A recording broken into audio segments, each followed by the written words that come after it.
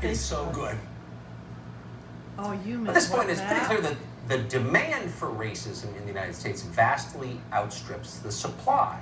We've got a racism supply crisis, so you need to make some. And they are. Here's the latest example. A volleyball player from Duke University claimed that she was threatened and called racist slurs every single time she went to serve the ball, which would be appalling if it were true. This happened at a recent game against Brigham Young University in Utah.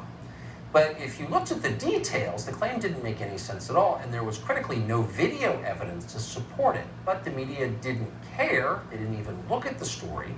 They just amplified the claim.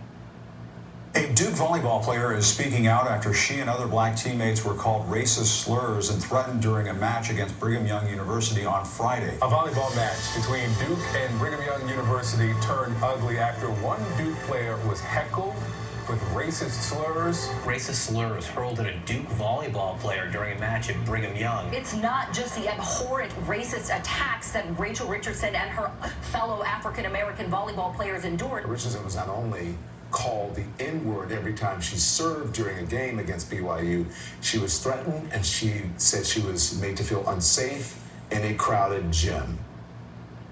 So there was wall-to-wall media coverage of this claim, but no one actually looked at the details because they're not apparently news organizations. You can just repeat someone's claim, destroy the lives of the people who were accused, and then move on to the next fake story. But BYU decided alone to investigate the claim because it happened at their school. And in the pursuit of the truth, they interviewed more than 50 eyewitnesses. And the conclusion they came to was there's no evidence it happened at all. So what is this? And does it feel like we've seen this before? Several dozen times? Jason Whitlock is the host of Fearless. He joins us trying to explain what is going on. Jason, thanks so much for coming on.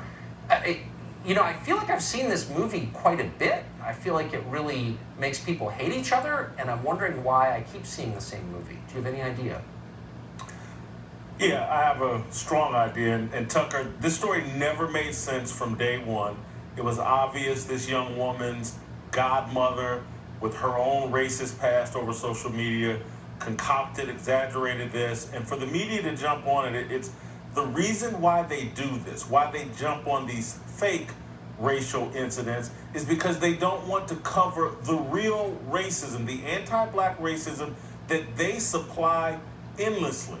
If you understand the history of black Americans in this country, if you understand a rudimentary understanding, to have a political party basically preach to black people, you must abandon your religious faith in service to the Democratic Party.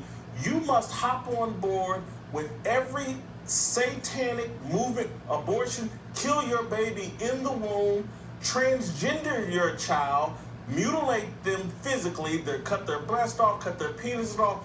You must hop on board with all of this, abandon all of your religious faith in service of the Democratic Party. If you understand the history of black people, there's nothing more racist than that. They don't want to talk about that. They want to talk about these make-believe scenarios that never made an ounce of sense. This game was televised. This volleyball match was televised. No one made a sound. No one looked in the stands. No one acted as if anybody was being heckled with racial slurs. This was a game of telephone between this 19-year-old girl and her godmother, and the media just ran with it. It never made an ounce of sense. And we sit here, and I just want this young girl, people are like, well, why would she lie? Why wouldn't she if her godmother has gassed her up and her godmother's a racist? This, to me, Tucker, is no different than the Carolyn Bryant woman in 1955 in Mississippi. This type of accusations, groundless accusations, is what got Emmett Till killed. And at BYU, they originally accused a special needs young man of doing this without any evidence based off this woman's word, this 19-year-old woman's word, her godmother who wasn't there, and her father who wasn't there. They gathered up a lynch mob and blamed it on this 19-year-old kid. These guys don't want to end racism. They want to cover up their own racism and then impose racism on people they don't like. And it just makes everyone in America suspicious of one another. It divides people. It engenders hate. It's the worst thing ever. And I appreciate your calling it out, as always. Jason Whitlock, thank you.